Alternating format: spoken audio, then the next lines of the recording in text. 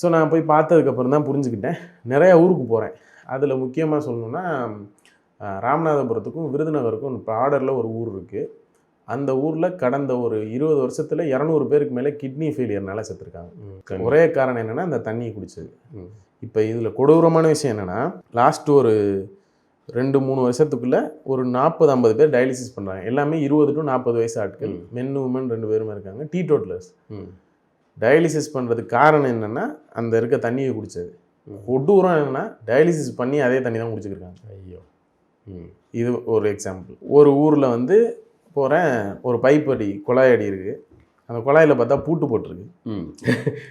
ஏன்னா பூட்டு அப்படின்னா எனக்கு நான் சிரிச்சுக்கிட்டே கேட்குறேன், ஏன்னா பூட்டி வச்சுருக்கீங்க அப்படி. ஆமாம், பூட்டுலன்னா இஷ்டத்துக்கு தண்ணி பிடிச்சிட்டு போயிடுவாங்கல்ல, ஒரு வீட்டுக்கு ஒரு குடம் தான் அலௌடு அப்படிங்கிறாங்க. இதுல ஏன் பூட்டு போட்டுருக்கு? தண்ணி 3 குடம் 2 குடம் முடிப்பாங்கன்ட்டு சண்டை உருண்டு பூட்டு போட்டிருக்காங்க.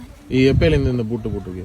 நேற்று சாயங்காலம் போட்டாரு. இல்லைண்ணா, இது சின்ன முன்னாடியிலேருந்தே பூட்டு போட்டிருக்கா, இப்போ புதுசாக போட்டதான்னு கேட்குறேன். இந்த பூட்டு தண்ணி வரப்பவே பூட்டு போடுவாங்க. இது டெய்லி வருமா தண்ணி? என்னைக்காச்சும் ஒரு நாள் வந்தாலும் பூட்டு போட்டுக்கிட்டு தண்ணி பாயருக்கு முன்னாடியே பிடிச்சி வீட்டுக்கு கொண்டு போயிடுவாங்க. மற்றவங்களுக்கு தண்ணி இல்லை. அப்படியா? இப்போ ஒரு நாளைக்கு எத்தனை பேர் தண்ணி எடுக்கலாம்? இதில் 10 பேர் எடுக்கலாம். 10 பேர். இப்போ மிச்ச பேருக்கு தண்ணி இல்லை. அப்புறம் ஒரு சில இடத்துலலாம் பார்க்குறேன், ஒரு நாளைக்கு 7-8 கிலோமீட்டர் நடந்து போகிறாங்க. எனக்கு இதெல்லாம் எந்த இப்போ 2-3 வருஷத்துக்குள்ள நான் பார்க்குறது என்னடா இது, நம்ம எங்கெங்கேயோ போயிட்டு வந்துருக்கோம், இங்கே எப்படி இருக்கு இது? 2022-23 நடக்குதா?